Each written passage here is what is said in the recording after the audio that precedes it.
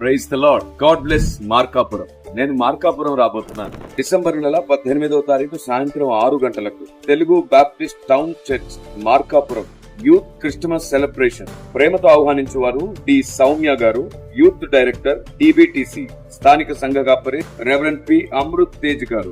వివరాలకు మీకు నంబర్స్ ఇవ్వబడుతున్నాయి, తప్పకుండా సంప్రదించండి. సమయానికి హాజరవ్వడానికి ప్రయత్నం చేయండి.